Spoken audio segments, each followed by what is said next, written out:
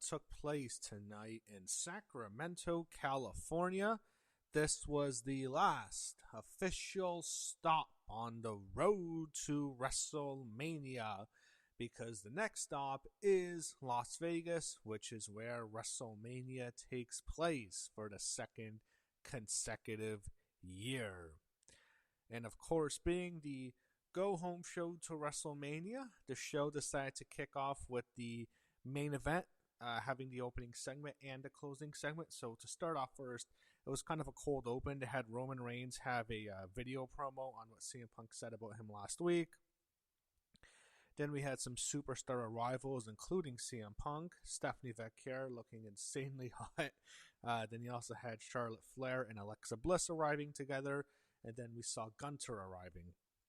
Then we had the Brock Lesnar Oba Family video package under contract signing.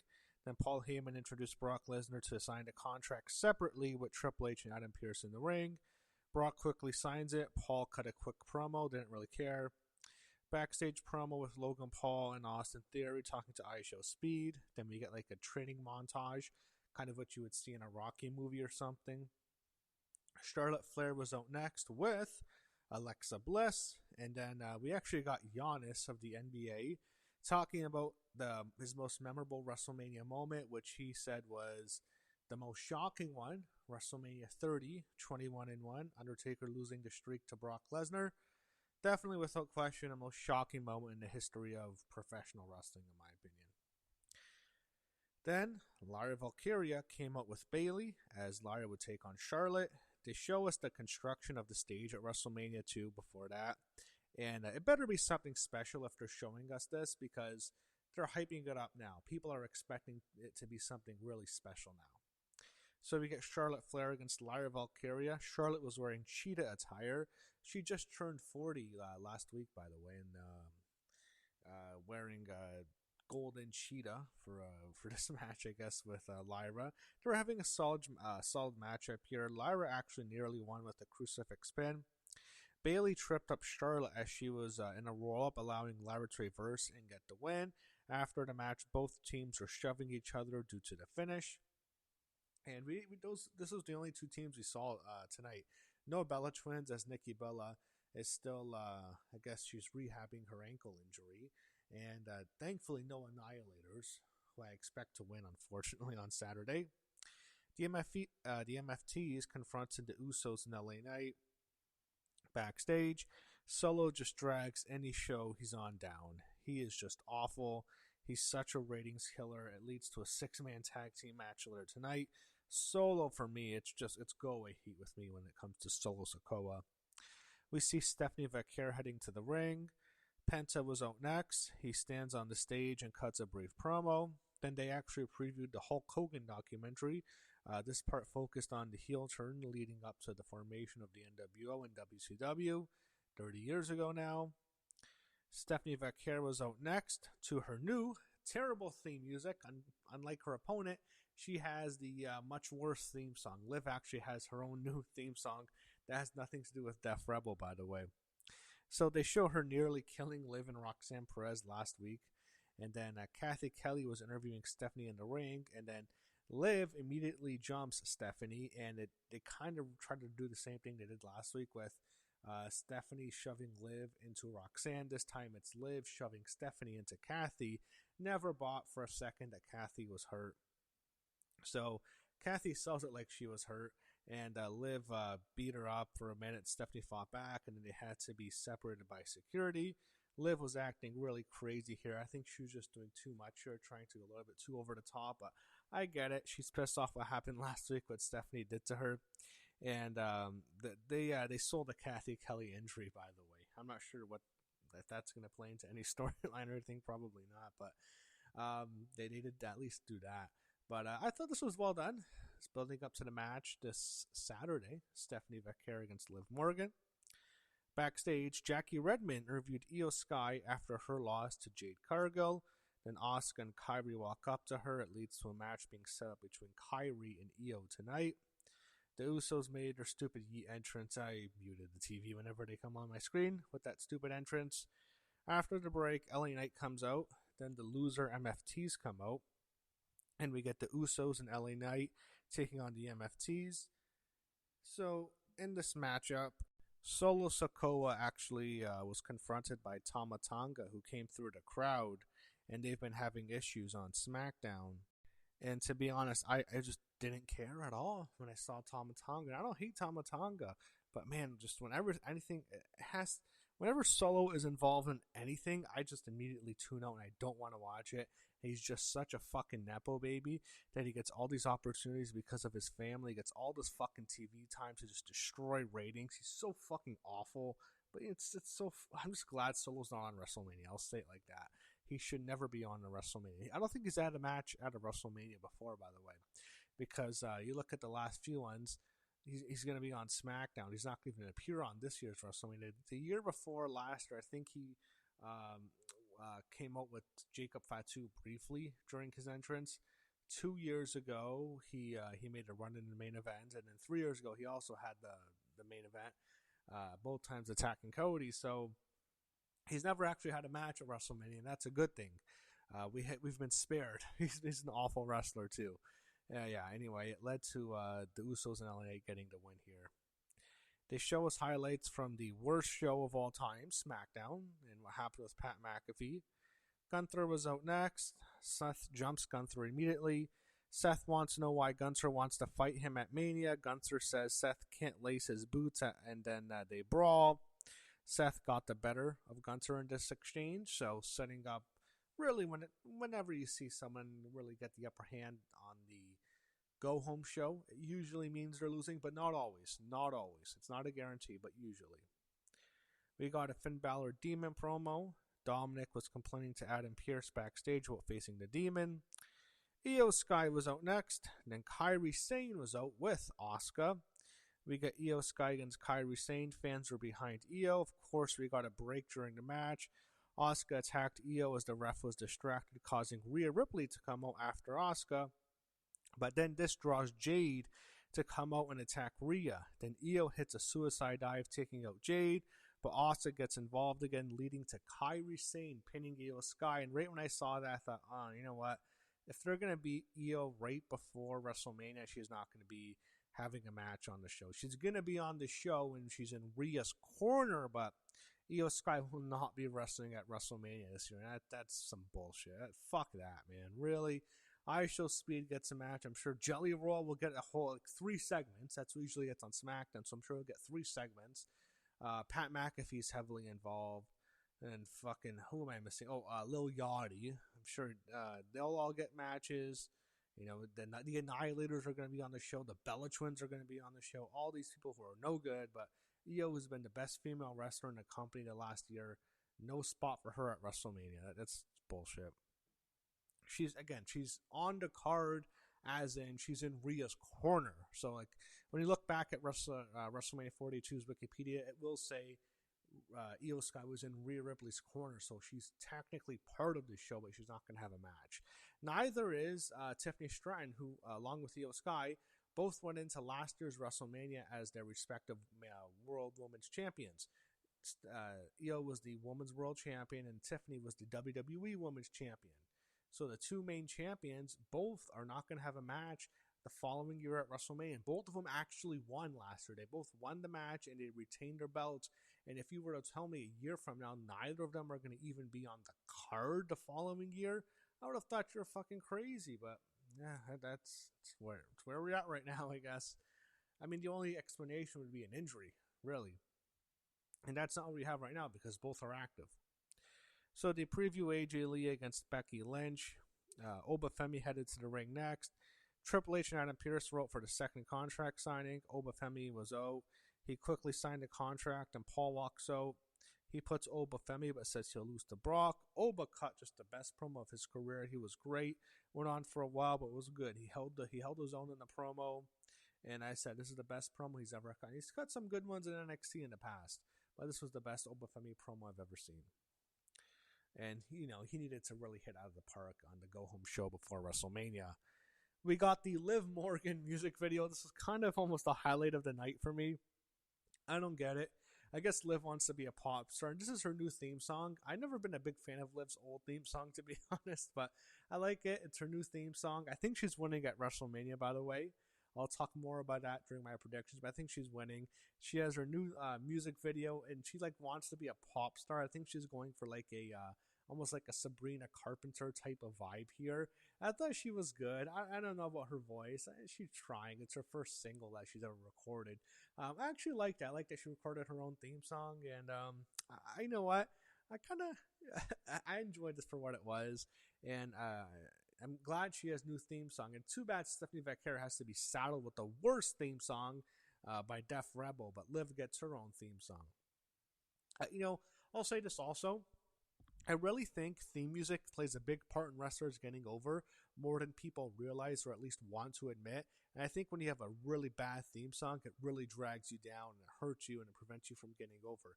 Having a better theme song really makes it recognizable, gives you more of an identity. And I think this is only going to help Liv. Where Stephanie's new theme song is only going to hurt her. She had such a great one before that. It was one of the best. It was a really good song, but it is what it is. Def Rebel, the curse of Def Rebel strikes again. But I did enjoy Liv's music video. Javon Evans was out next. We got Javon Evans and Dragon Lee against Rusev and JD McDonough. Dragon Lee used the Styles Clash on JD, and he got the win for his team. Rusev attacked everyone. Then Ray made the save, and then Penta came out, but then Rusev just laid out everyone. So they made Rusev the wrecking ball in this match. He's going to have that monster role in the ladder match. They show us the Vegas Strip as they promote WrestleMania again. So they showed us all the matches set up. Night 1 has 7 matches, which is standard for WrestleMania now. Last year's WrestleMania had 7 matches on each night, as did the year before. But Night 2 only has 6 matches, and they're not adding another match. It's only going to be 6 matches. They showed us the graphics, so Io Sky and Asuka did not make the cut. They did not get on the card. Io Sky will not face Asuka at WrestleMania 42. They will not have a match together, and that is bullshit. Fuck that. I guess they have to make time for all the fucking celebrities. I mean, it's 6 matches, and the show's going to be like 3.5 to 4 hours. Isn't that what WrestleMania usually is on a 2-night show? It's usually around that. So 6 matches on a 3-hour show. I mean, I guess it's one thing to have 5 matches on a 2.5-hour show, which is what a lot of the PLEs are, but my God, it's gonna be such a long show.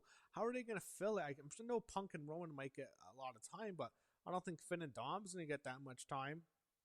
I don't think Trick Williams and Sami Zayn will go longer than 15 minutes.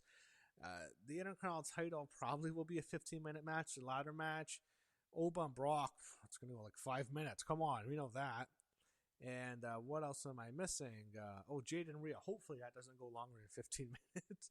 Like, how are they going to fill the time? Like, what the fuck? 6 matches.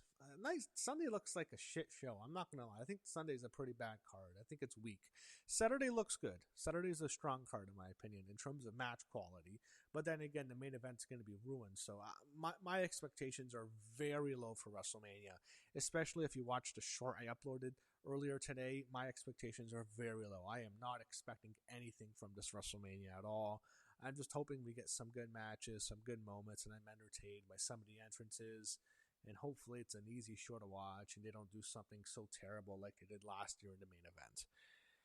But yeah, just for Io not even to get on the card against Asuka, it's like, fuck all the way off. Fuck your celebrities, fuck your Lil Yachty's and your Jelly Rolls and your Pat McAfee's and who else? I Show Speed. Fuck these people. Anyway, they showed Danhausen talking to Adam Pearce. He demands to speak to John Cena at WrestleMania. I thought, oh shit, what a waste of Cena. Having just to work with Danhausen. I don't care about that. Okay, Danhausen is an entertaining act. I think he's already wearing out his welcome. I think his act is kind of getting stale already, and it's not even been 2 months yet, but I don't need to see Cena be wasted in that. Can he do something more entertaining? Danhausen, whatever. Then Roman Reigns is out next, and we get the main event segments. So after the break, Roman tells Sacramento to acknowledge him. Then CM Punk interrupted him, appearing from the crowd to mimic the Shield's old entrance when they would come down from the crowd. So Punk was coming down. And this was definitely a weird promo one of the more bizarre promos for a go home match I've ever seen. I actually kind of really liked it. I liked it a lot because it was so different. That's what, what stuck out to me. It really wasn't them yelling. I don't think they yelled once in the microphone. It was just just so much different from what we'd usually see, and I actually really liked it. And I appreciated it. It seemed like it was actually really creative in a way. So Punk was talking about how he envies Roman and how he's jealous of Roman, basically. Resents him. That's better word, not jealous, but he resents him because Roman got all the opportunities that he didn't get. Roman has this family. Punk didn't have much of a family. He had a poor childhood. He's also upset that Roman, when he came in, he gets everything handed to him. He broke Punk's title reign record. Well, Punk never had the record, but Punk had what was it, 436 days. Roman had 1,316 days, but he's putting over Roman. He's admitting he worked hard and like he's praising him. But then he says he'll beat him at the main event of WrestleMania. He also mentioned Sika. He actually apologized for using Roman's father's name in vain. Then Roman says he says what Punk said was the truest stuff he's ever heard from him. Roman says he hates Punk for his relationship with the fans. He left and they chewed him for 10 years. I thought overall this was really good. It was completely different tone, and I thought it worked really well. And it was just a different segment, not what we're used to getting. And because of that, I actually really dug it, and I enjoyed the main event segment quite a bit. I think probably the most others will. So that was Raw tonight. Had some highlights. Definitely did. For the matches that were set up, it did a good job of building them up. I'm not going to lie. It's not like SmackDown where it's just a dumpster fire. It's just so hard to watch every week. This show was much easier to watch. It really was. And it did a good job. Raw on the road to WrestleMania, overall, Raw has not been that bad. It really hasn't. It's been okay. Has it been great? Has it been spectacular? I'd say it's been better. Raw has than last year in terms of just the build for WrestleMania because the Cena Cody stuff really didn't work last year. But SmackDown has been even worse than last year's was. And last year was not a good build to Mania. The SmackDowns, this year's SmackDown has been even worse than last year's. And I know I compare WrestleMania so much to last year because it's hard not to. You see a lot of the same problems. The cards look similar. A lot of the matches are similar in terms of who's there, who's being promoted in the main event spots. And of course, it's the same location. It even says we're back in the saddle again. That's a theme song by Aerosmith. We're back in where we were last year. It's in the same location, Las Vegas, same venue at Legion Stadium. So, yeah, and that's not a good thing because last year was not a good WrestleMania in my opinion. It was a bad WrestleMania, one of the worst ones we've seen. I thought it was the worst Mania since at least 32. Maybe it was even worse than WrestleMania 32. And they actually showed us highlights of WrestleMania 32. Triple H's zombie entrance. It's been 10 years now, more than 10 years actually since that show. Not a good WrestleMania. WrestleMania 32 sucks. WrestleMania 41 sucks. And I think WrestleMania 42 is probably going to suck. That's the truth. I expect this to be a bad WrestleMania. I don't have any expectations. I have no confidence in this Booker and this team and TKO. And it's going to be filled with celebrities, filled with fucking advertisements. We're going to get commercials during WrestleMania. And that's going to hit different because it's one thing to have like commercials during a PLE that's not WrestleMania, like WrestlePalooza or something. But when you're getting commercials during WrestleFrickin' that's going to suck. And I'm not excited for that. I hate these celebrities. It's just a lot of bad vibes going in. It's this McAfee stuff has made it so much worse. Like it's put such a damper on WrestleMania, and it was already had bad vibes, to be honest, and had a lot of negativity going into it because the ticket sales were underperforming, so the business really hasn't been that it was in previous years. But just this Pat McAfee stuff, it's been the black cloud, to be honest, a dark cloud the last couple weeks. I'm really disgusted by it, and I'm annoyed with TKO and their ticket prices and the show not selling out because of it, which is, I think, bad karma for WWE. And just who's being left off the card and the celebrity shit.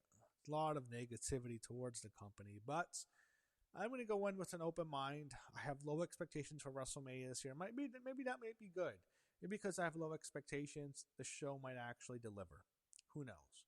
I guess when your expectations are very low and it turns out to be a good show, you might enjoy it more and it might come off better than it actually was. So maybe because my expectations are low, the show will actually exceed them and I might enjoy it. I hope I do, and hopefully WrestleMania 42 was a good one, and we're here, okay?